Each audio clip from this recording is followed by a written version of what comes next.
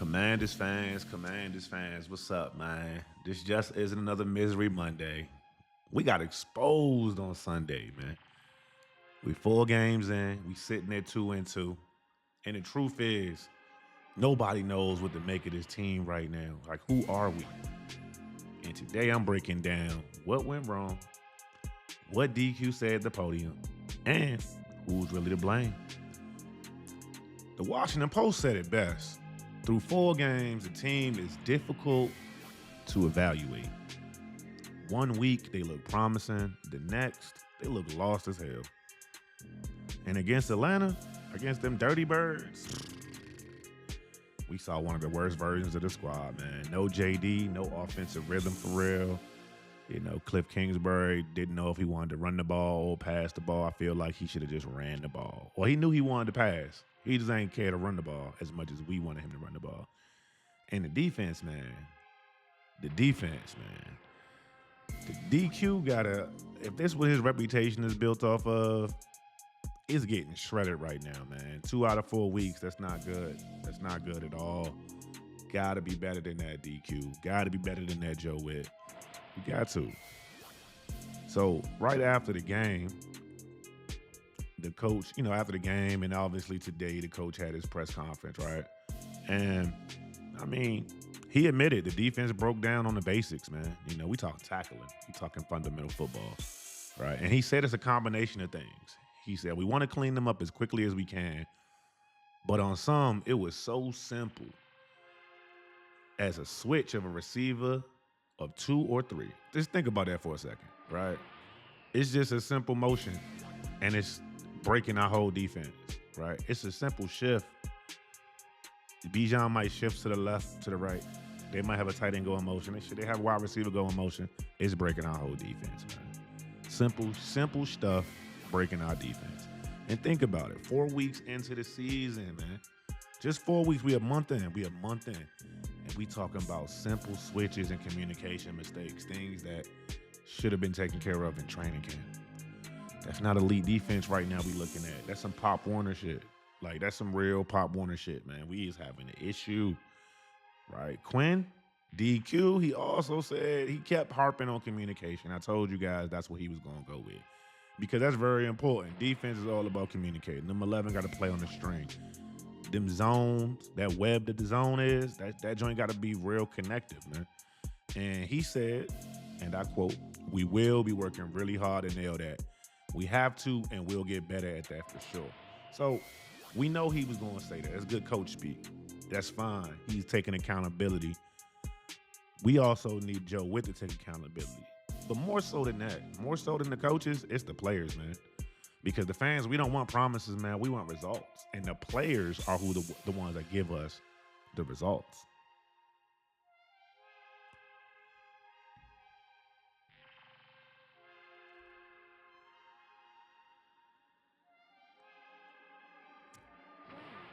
So look at the numbers. Look at the numbers, right? Look at the numbers. When you look at the numbers, run defense improved at 13th, but our pass defense is 28th. Just look at that 24 through 25, situation. Thank you, Nikki Javala. Appreciate it. Takeaways, we dead last. Explosives, bottom of the league. This just isn't about communication right now. This is a systemic problem, man.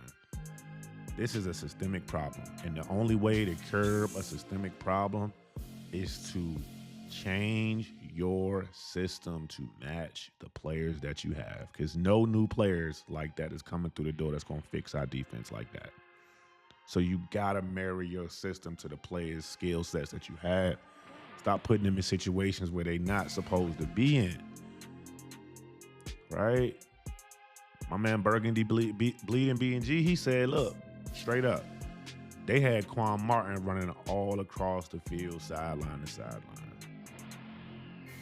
Mainly because Revo, our favorite Revo, he a liability in coverage, and they need him playing closer to the line like a pseudo linebacker. So it's just Quan Martin back there playing single high safety on all kind of routes, man.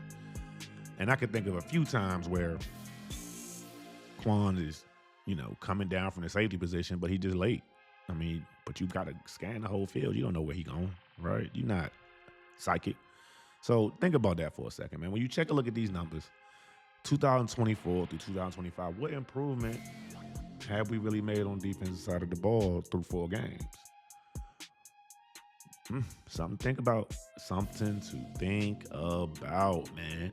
But we got to pass around accountability. We got to pass it around, man, because everybody gets a bit of this blame pie. Shout out to 1067, man.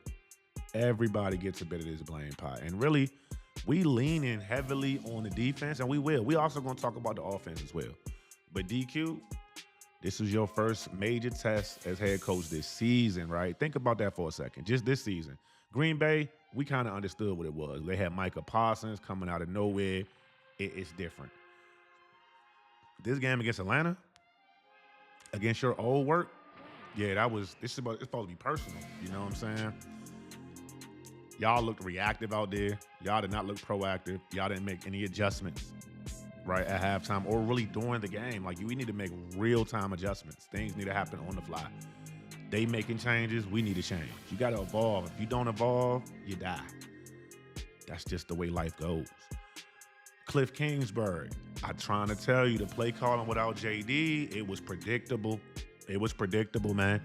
A lot of them check downs, safe runs and things like that kept us.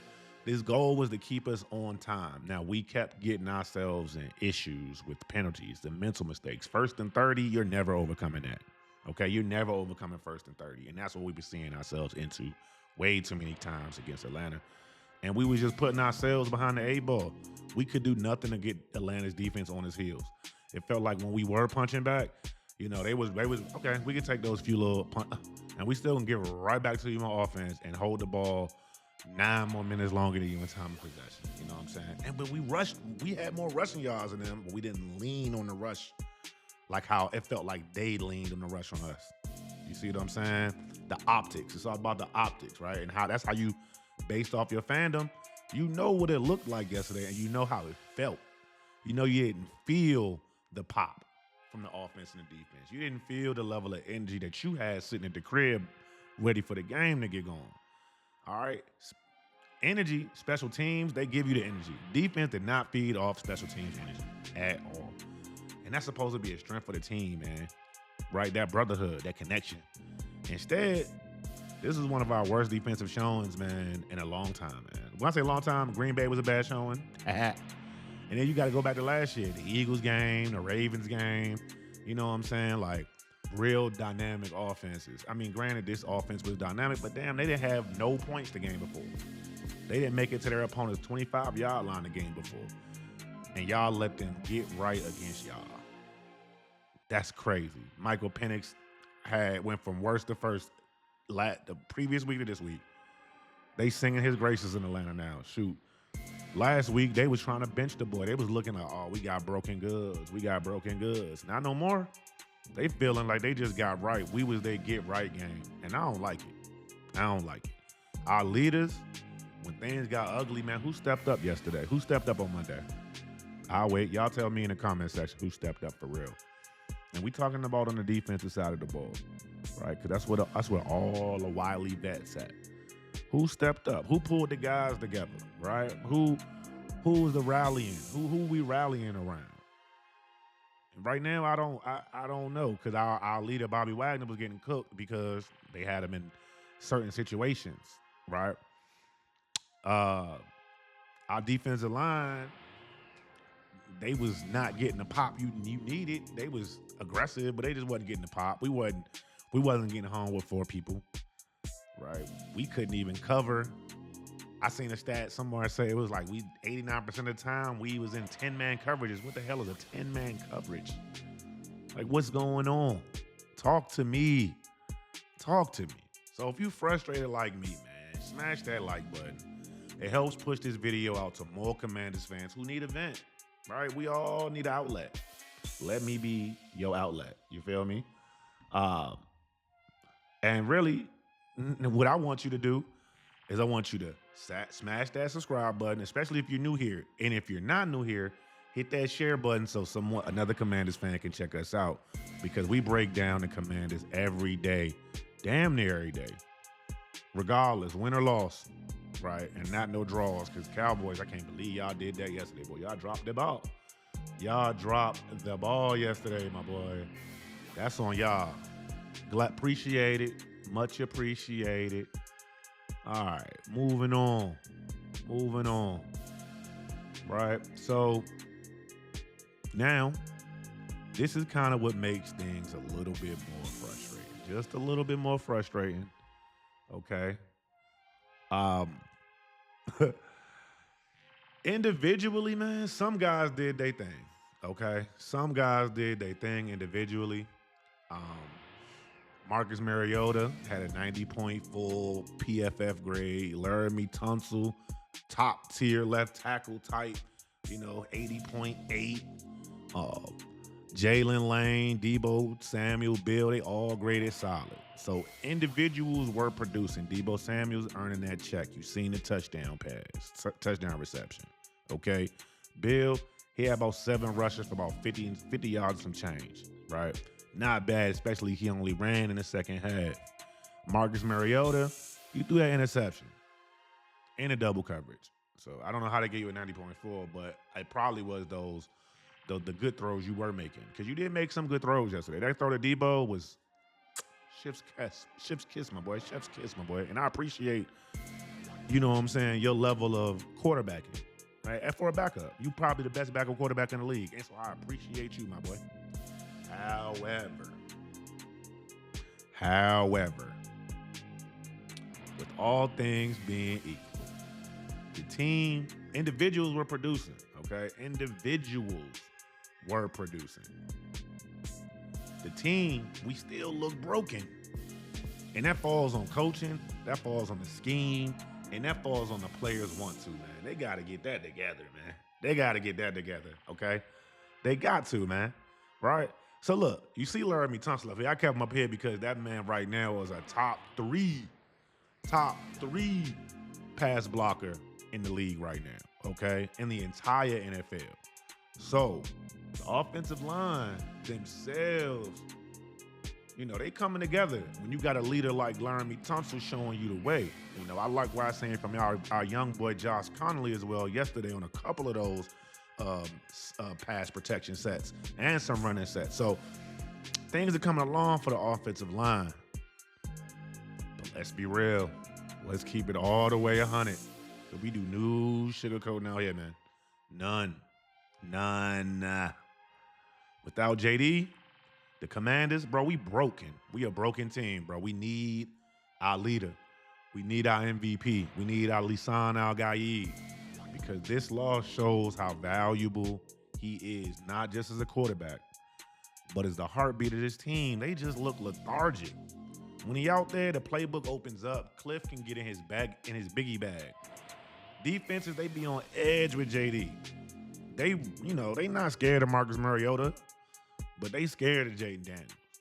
And also our team, they believe in JD above all else, man. And the defense will rise up to some occasions. That's, because JD gonna be popping that noise. He wasn't even at the game yesterday. They left him and Terry McLaurin and Ashburn. So without JD, man, it's looked like the Commanders, they forgot who they were. Are we the Hunters or we the hunted? Without JD, it seemed like we the hunted. And that's not good. That is not good, man. Okay? That is not good. We need to recapture our identity. Because who are we? A month into the season, are we the Hunters or are we the hunted? Something we need to think about, something that Dan Quinn and the staff and the team themselves, they need to have a powwow about. Okay, they need to figure that out. Because it's not just about the fact that we didn't have Jayden Daniels. And that's a big situation, man. That's something to think about.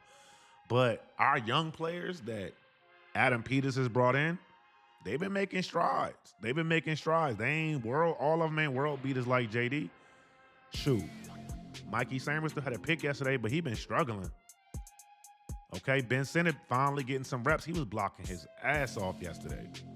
I just need him to get some opportunities to catch the ball. Okay? Johnny Newton, he was showing up. He was showing up a little bit. Okay? It's hard to make noise when they getting out of it on you. Zones and zoning y'all up.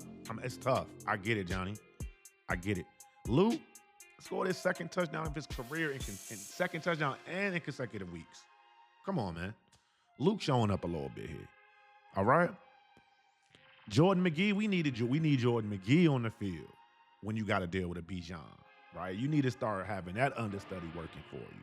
We got to start seeing fruits of these draft classes really come through because we are older team. And what do older teams do? They get injured and they're slower. And we were just that. We were just that on Sunday against a young Atlanta Falcons team. This draft class, we've been seeing some fruits of the labor. Trey Amos, right now, he's the only starter in the secondary that's great and near average overall. Right? Right now, Revo's struggling as far as PFF go and coverage and things like that. Quan Martin, again, he has to cover up so much for others. His grade a little low. Lattimore, you already know. Y'all saw the clip. Y'all saw what was happening yesterday. He's so grabby. And him being grabby like that, that's just making Mikey Sainristil and Trey Amos. We just need to go ahead and start Mikey Sainristil on the outside with Trey Amos, man. Because I don't even think Mikey Sainristil likes playing in the slot. I don't think he like it. And these guys ain't suddenly just terrible, man, right? The scheme, the talent, the cohesiveness, all of these things, man, that's something that should have been taken care of in the preseason. And so right now, we looking at the team like, what's next? So, because without JD on the field, without JD being able to take a brunt of the attention, we was clearly able to see what our roster looks like. And it was not a pretty sight. I'm glad that Marcus Mariota, his time as a quarterback one for JD is done, because that roster is putrid. Okay, we got to get our guys back. But also these communication issues that Joe Witt and Dan Quinn and Kliff Kingsbury, everybody gonna say something about communication when we talk to them later in the week. But when there's a bunch of communication issues, that means either it's not connecting in here, it's the scheme, so it's right here, or you just ain't got the physical tools to put it together, man. Which one is it? Which one is it? It's one of them. It might be all three. It might be some other things in there too. So what's next, man? So what needs to happen? Let me know. Does Quinn and Joe Witt Jr., they need to lock down communication. That's the first thing. They got to lock this down. This defense need to be locked down. All right, parse it back and figure out what works. This is week 4. You're going into week 5 against the LA Chargers, who just lost to the Giants. They're going to be mad as hell. There's no more excuses, bro. The schedule get harder from this point forward. Kliff Kingsbury, you gotta understand that we are an exotic smash mouth football team. Run the damn ball. Now we got JD back. Still run the ball. Let him use his arm, but run the ball so that these defenses can't just scheme for JD. Make them have to scheme for a Bill, a Chris Rodriguez, a Deebo Samuels. Shit, I'm waiting for them to get a ball to Jayden Lane out the backfield. See what I'm saying? All of these pieces you got that you can utilize in such an explosive manner. Okay? The vets, Terry, B. Wags, shit. Marshawn, hello. Man, get it together, man. I know Terry ain't out there. I know you ain't out there. You injured, my boy. But you and Noah Brown not being out there, man, it's hurting. That's bad. I know Dan Quinn said today that you guys are all making strides. You know, people are optimistic, thinking that means you guys could have played if it was a playoff game. Y'all need to make it to practice. Okay, we're gonna check these injury reports out this week, and we gonna see. If they not practicing by Thursday, Friday, you already know what time it is. They don't practice Friday, they not playing the game. So keep a lookout on them injury reports, man. See what's happening. Because listen, we can't let the season slip away. It's 4 games in. We get a quarter through the season, and we are 500. The Eagles are undefeated. The Cowboys almost won last night, so we would have been tied with the Cowboys. The Giants just found their quarterback. And the Chargers, who just lost to them Giants, they're exactly not the team I'm trying to figure things out against. Because they just figured out that they got their ass beat by the Giants. And now we got to fly to the West Coast against them. Yeah, that's JD's home. But let's make it easy on JD. Let's eat, man. Let's eat. So, Commanders fans, who do we blame for this loss, man? Is it DQ? Is it Joe Witt? Kliff Kingsbury? Or is it the players? Who is it? Is it the defense? Man, hey, drop all your thoughts in the comment section, man. I'm going to respond to every single one of them. Subscribe if you're riding with me, man, because it's Gerard B. TV on the roller coaster season so far at 2-2. 2-2. We deucing like Bill. Hopefully Bill get the rock next game, right? So subscribe to the channel, man. We ain't sugarcoating nothing. We ain't dropping no excuses. This is that real raw rap, man. This wasn't just another Misery Monday, man. This was about us getting exposed, and they did some exposing. And if we don't fix it fast, y'all, we're going to have another Misery damn Monday. We out.